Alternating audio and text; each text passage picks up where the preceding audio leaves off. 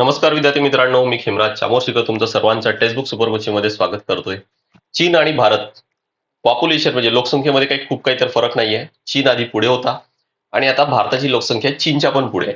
आता चीन का मागे पडला यामागे मुख्य कारण तुम्हाला आज तर लक्षात येईल. पण ही स्थितीनं चीन प्रयत्न करताय की उलट करण्यासाठी. आपला जनरली एक अनालिसिस असतो की पॉप्युलेशन म्हणजे काय तर बर्डन आहे म्हणून. का? कारण तेवढ्या रिसोर्सेसवर तेवढा बर्डन येतो.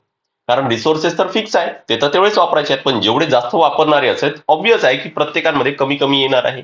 पर कॅपिटा इन्कम आहे तो कमी होईल. बरोबर. आणि म्हणून काय तर जनरली आपला एक असा समज असतो की पॉप्युलेशन जास्त असणं हे देशाच्या हिताचे नाही आहे. पण आपण जर प्रॉपर अनालिसिस जर केलं तर आपल्या एक लक्षात येईल की ती पॉप्युलेशन कोणती आहे, ती पॉप्युलेशन नेमकी काय करत आहे.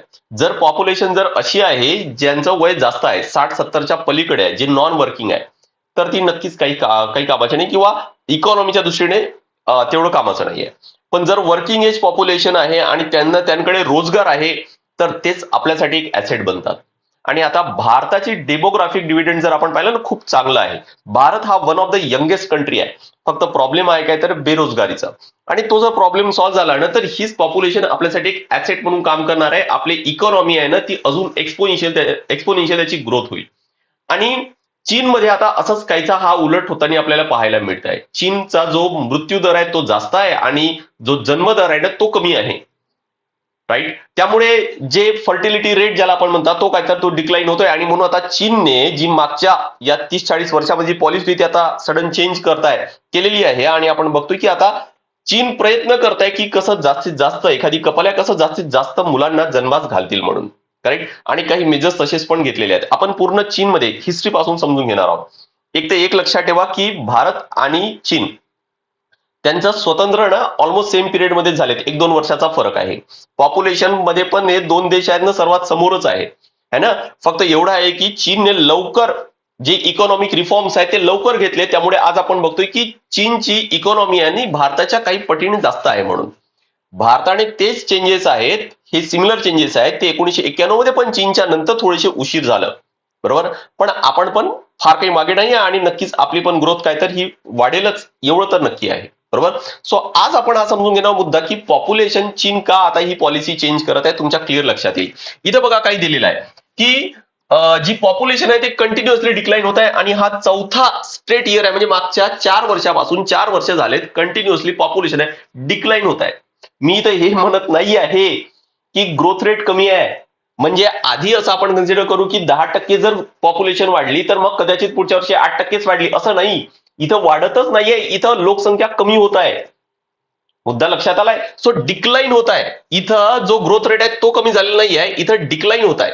सो फोर्थ आणि हा काय तर चौथा वर्ष आहे. Next lowest birth rate since 1949. मी तुम्हाला म्हटलं ना की 1947 भारत, 1949 चीन. सो तेव्हापासूनचा सर्वात कमी बर्थ रेट आहे. किती आहे? बर्थ आहे किती? 1000च्या मागे फक्त 5.63 आणि डेथ रेट किती आहे? 1000च्या मागे 8.04. म्हणजे ऑब्वियस आहे की मरणारे जास्त असतील, जन्माला येणारे कमी असतील, तर पॉप्युलेशन तर कमी होईलच.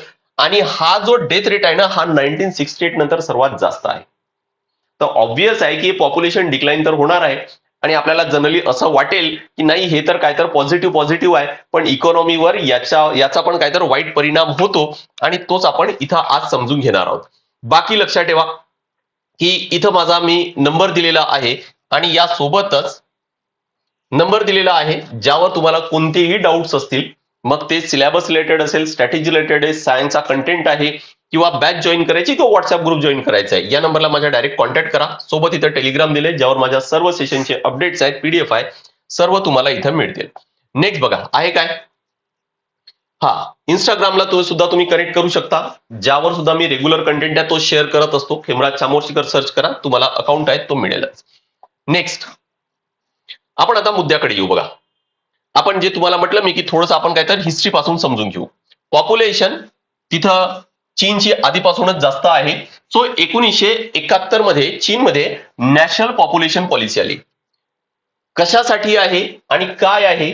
तर ऑब्वियस आहे की जी पॉप्युलेशन जास्त होती ती पॉप्युलेशन कशी कमी करता येईल, त्यामुळे सुरुवातीला हे काही मेजर्स घेण्यात आले. आणि या मेजरचे काही दुष्परिणाम इकॉनॉमीच्या दृष्टीने ते पाहायला मिळाले, पण त्यासाठी ऑब्व्हियस आहे की खूप वर्ष झाला आणि ते पण आता काय तर 2007, 2010, 2015 या पिरियडमध्ये काय तर आता ते जे मेजर्स आहेत ते चेंज करण्यात आलेले आहेत.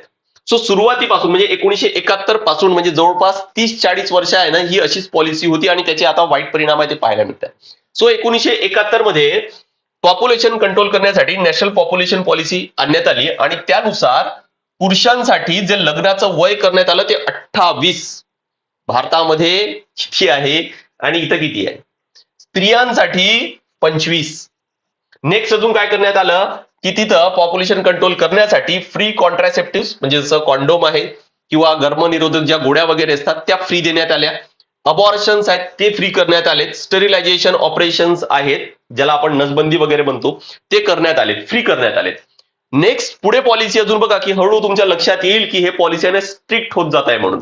1975 मध्ये कपल्सला हे अर्ज करण्यात आलं की तुम्ही किती 2च मुले असायला पाहिजेत, बरोबर, आणि ते पण अर्बन एरियामध्ये आणि रुरल एरियामध्ये किती तर तुम्हाला ठेवायची किती तर 3. हे अर्ज करण्यात आलं. अजून पण स्ट्रिक्ट पॉलिसी नाही पण तुमच्या हळूहळू लक्षात येईल.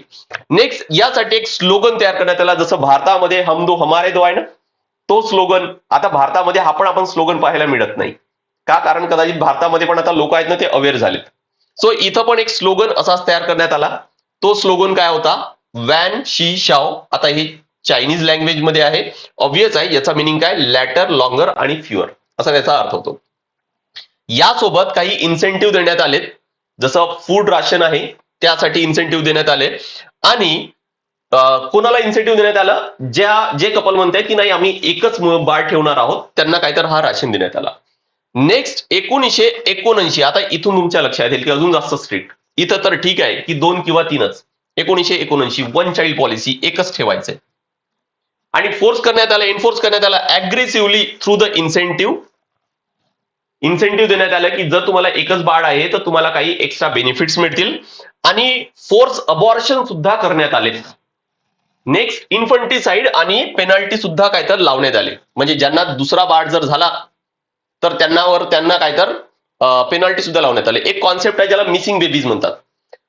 हे पॉलिसी एवढी स्ट्रिक्ट चीनमध्ये त्यावेळेस करण्यात आली की जर कोणाला जर दुसरा बाळ जर झाला तर जसं म्हटलं मी पेनल्टी लावण्यात आली.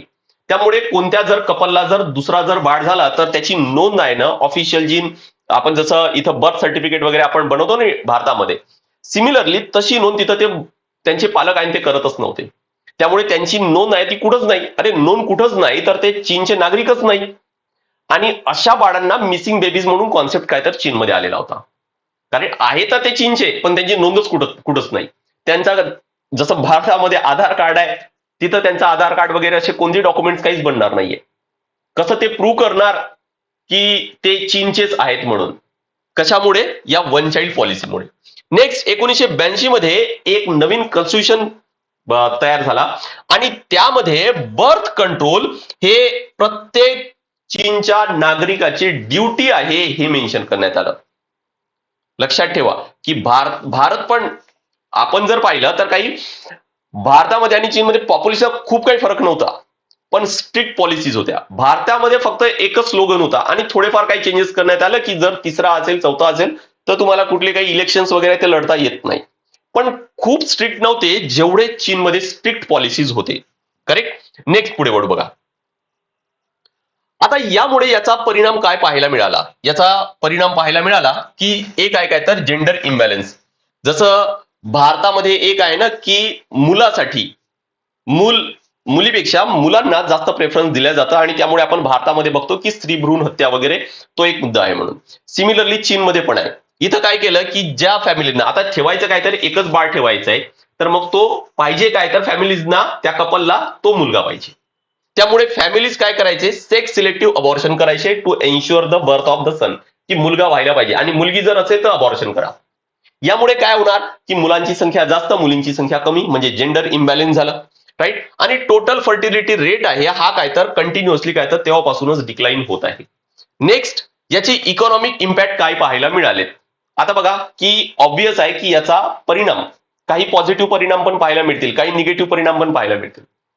आता यामुळे काय झालं की जे reducing the youth dependency ratio आहे, म्हणजेच काय की जनरली कन्सिडर केलं जातं की आय गेस 15 ते 20च्या दरम्यान पासून 60 पर्यंतचे जे यंग आहेत ते काय तर वर्किंग एज कन्सिडर करतात, आणि त्यानंतरचे जे आहेत आणि जे कमी वयाचे आहेत ते काय तर ते आहेत डिपेंडंट. तर इथं झालं काय आता, की जो डिपेंडन्सी रेशो होता ना तो कमी झाला, म्हणजे जे वर्किंग एज होती ती जास्त होती आणि त्यावर डिपेंड असणारी संख्या त्यांची कमी संख्या होती. आणि म्हणून काय की हा एक इकॉनॉमीच्या दृष्टीने फार चांगली कंडिशन आहे. युथ डिपेंडन्सी रेशो आहे काय तर तो कमी व्हायला लागला. यामुळे काय होणार की increasing the share of working age population आहे तो जास्त वाढला, कारण इकॉनॉमीमध्ये कुणाची संख्या जास्त, जे वर्किंग आहे ना, जे समजा की 20 पासून 60 पर्यंतची जी एज आहे ते वर्किंग एज पॉप्युलेशन, त्यांची संख्या जास्त, डिपेंडंट जे आहे त्यांची संख्या कमी आहे. Next, raise per capita income. यामुळे काय होणार की पर कॅपिटा इन्कम, की प्रत्येक व्यक्ती किती कमवतोय ऑन अन ऍव्हरेज, तो जो आहे ना तो भाग तर ऑब्विस आहे की तो वाढेल. पण यासोबतच some parent sought sons and sold baby girls, पण एक निगेटिव्ह इम्पॅक्ट इथं पाहायला मिळाला की कपलचा, फॅमिलीचा प्रॉब्लेम काय होता, त्यांना काय पाहिजे, एकच बाळ ठेवायचे तर तो पण तो मुलगा पाहिजे. त्यामुळे एक तर काय करायचे, स्त्री भ्रूण हत्या, जसं आपण भारतामध्ये म्हणतो सतत तसं तिथं स्त्री भ्रूण हत्या व्हायची. आणि जर मुलगी जर जन्मास आलीच तर मग काय व्हायचं, तिचं व्हायचं ट्रॅफिकिंग. तिथं ट्रॅफिकिंग केलेलं, म्हणजे डेटानुसार जर आपण पाहिलं तर तिथं त्या पिरियडमध्ये ट्रॅफिकिंग झालेले जे मुलं आहेत त्यामध्ये 80% मुली आहेत. 80% ते त्यांची सेलिंग व्हायची ब्लॅक मार्केटमध्ये. सो हा एक निगेटिव्ह इम्पॅक्ट आपल्याला पाहायला मिळतो. म्हणजे एक आहे काय तर फर्टिलिटी रेट कमी झाला, आणि दुसरं म्हणजेच काय की मुलांसाठी त्यांची इच्छा, फॅमिलीची किंवा कपल्सची मुलगा पाहिजे, त्यामुळे ट्रॅफिकिंगचा रेट आहे ना तो वाढला. नेक्स्ट काय तर बघा, हे सर्व निगेटिव्ह इम्पॅक्ट, काही पॉझिटिव्ह आणि काही निगेटिव्ह पाहिल्यानंतर आता काय तर पॉलिसी चेंज झाली चीनमध्ये. पॉलिसी चेंज कधी झाली, 2015 मध्ये आपल्याला लक्षात येतं की कपल्सला अलाउ करण्यात आलं की त्यांना काय तर 2 मुलं आहेत ते ठेवू शकतात 2015 मध्ये. पण विचार करा की हे सगळं प्लॅनिंग कधीपासून झालंय, 1970 पासून, म्हणजे जवळपास 45 वर्ष. मला वाटतं की म्हणजे यावेळेस ते अलाउ केलं, म्हणजे कदाचित थोडेसे पॉलिसीज आहेत थोडेसे नॉर्मल झाले असतील कदाचित 2005-2010 मध्ये वगैरे, पण जवळपास 40 वर्ष तरी ही स्ट्रिक्ट पॉलिसीज होते. नेक्स्ट, 2021 मध्ये म्हणजे 5 वर्षा आधी तिसऱ्या मुलाला पण इथं आता अलाउ करण्यात आलं. नेक्स्ट, कारण काय, कारण स्लोईंग बर्थ रेट आहे तो फार कमी होतोय, आणि rapidly ageing population threaten long term economic prospect. आता बघा की सगळी सिच्युएशन जशी आहे तशी तर राहणार नाही. म्हणजेच काय की आतापर्यंत 40 वर्षानंतर जे वर्किंग होते ते ऑब्वियस आहे की ते म्हातारे होतील. त्यामुळे होणार काय आहे की जे वर्किंग होते ते आता डिपेंडंट झालेत कोणावर, जे वर्किंग असणार त्यावर. पण जन्मास येणारेच कमी आहेत. अरे जन्मास येणारे जर कमी असतील तर वर्किंग एज पॉप्युलेशन वाढणारच नाही. मुद्दा समजलाय की नाही. बघा, जन्मास येणारे नवीन आहेत, त्यानंतर वर्किंग आहेत, करेक्ट, आणि काय तर डिपेंडंट आहेत. आता जन्मास येणारे कमी आहेत, हे वर्किंग तर काय होतील काही दिवसानंतर, या 40-45 वर्षामध्ये ऑब्वियस आहे की डिपेंडंट बनतील. पण जन्मास येणारे कमी आहेत तर वर्किंग एज पॉप्युलेशन पण तर कमीच राहणार ना मग. आणि वर्किंग एज पॉप्युलेशन जर कमी होईल, आणि जे मगाशी मी तुम्हाला सांगितलं होतं की हे पॉझिटिव्ह इम्पॅक्ट आपल्याला पाहायला मिळतंय की युथची संख्या वाढली, वर्किंग एज पॉप्युलेशन वाढलं, पर कॅपिटा इन्कम वाढलं, ही परिस्थिती एक्झॅक्ट उलट होईल की नाही आता या कंडिशनमध्ये. बस हाच कारण आहे हाच मेन कारण आहे कशासाठी, की आता ही पॉलिसी चेंज करण्यासाठी. आणि पॉलिसी चेंज करून आता करंट सिच्युएशन काय ते पण बघा. Pass measure encouraging young people to marry and have child. आता काय की जे मगाशी आपण पाहिलं ना की पुरुषांसाठी 27-28 वर्ष, स्त्रियांसाठी 25 वर्ष, आता यंग पीपलला ते एनकरेज करतायत.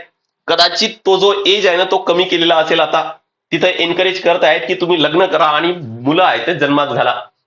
करेक्ट. नेक्स्ट अजून काय की कॉन्डोमवर टॅक्स लावण्यात आलाय, त्यामुळे कमीत कमी कॉन्डोम्स आहेत, गर्भनिरोधक ज्या गोळ्या आहेत किंवा कॉन्डोम्स आहेत त्या कमीत कमी वापरल्या जातील. नेक्स्ट अजून एक आहे काय की इव्हन शाळेमध्ये, मला तर हा शॉकिंग वाटला आणि फनी वाटलं की शाळेमध्ये, कॉलेजमध्ये की डेटिंग कोर्सेस आहे तो करिक्युलम मध्ये ऍड करण्यात आले, बुक्स मध्ये त्यासाठी कोर्सेस असणार आहे. आणि तिथे शिकवल्या जाणार की कसं डेट करायचंय. करेक्ट. सो हे जे ठीक आहे की टॅक्सिंग तर ठीक आहे की तो इकॉनॉमीच्या दृष्टीने आपल्याला म्हणता पण येईल की टॅक्सिंग हा प्रॅक्टिकल आहे. बट हा मला तर फनी वाटला खरंच. हे सर्व असून सुद्धा तिथं आपल्याला पाहायला मिळतंय की जो डिक्लाइन आहे, जो फर्टिलिटी रेट आहे, तो चेंज झालेला नाहीये. बघा, मला तरी असं वाटतं की इथून भारतामध्ये सुद्धा म्हणजे तुमच्या आजी आजोबांना पण बघा, कोणाकडे कबड्डीची टीम असेल, कोणाकडे क्रिकेटची टीम असेल. नक्कीच. का? कारण त्यावेळेस मृत्यूदर पण खूप जास्त होता. पण आज आपण तेच जर आलो तर मला वाटतं की आज मॅक्झिमम कपल्सचा एक किंवा मॅक्स टू मॅक्स दोन यापेक्षा जास्त विचारच करत नाही. म्हणजे पहिलं झाल्यानंतर विचार करतात की नाही रे बाबा, आता दुसरं नको. का? कारण हा एवढा त्रास देतोय की दुसऱ्याची हिंमत सुद्धा करू नाही शकत. त्यामुळे एक किंवा मॅक्झिमम दोन. का? कारण त्या प्रॅक्टिकलिटीसाठी कदाचित काही जण दुसरा पण करत असतील.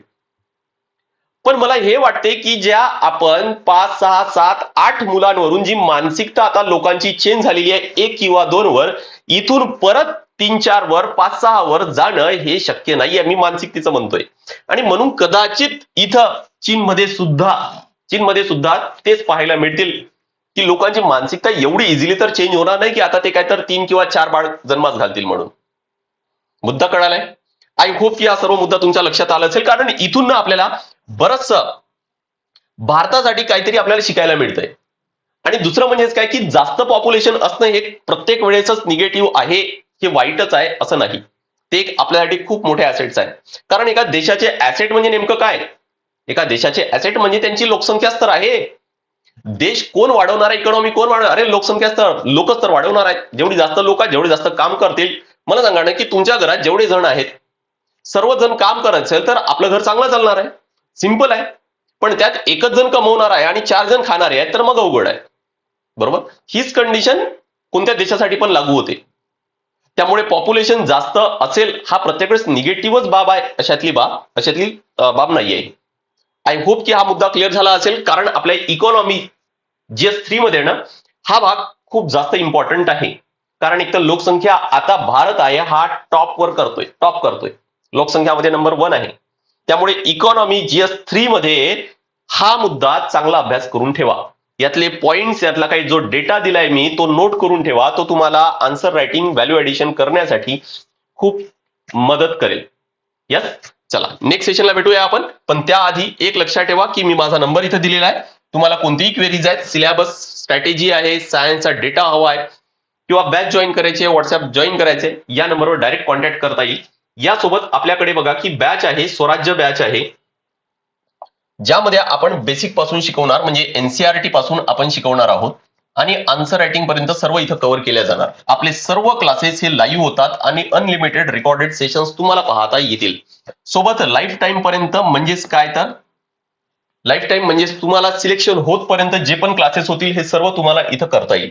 आपण कंप्लीट कोर्स कव्हर करणार आहोत इथं. एमपीएससी आणि युपीएससीचा सर्व कोर्स इथं तुमचा कव्हर होईल. नेक्स्ट आहे काय की इथं तुम्हाला 18 बुक्स आणि पीडीएफ स्वरूपात क्लास नोट्स मिळणार आहेत.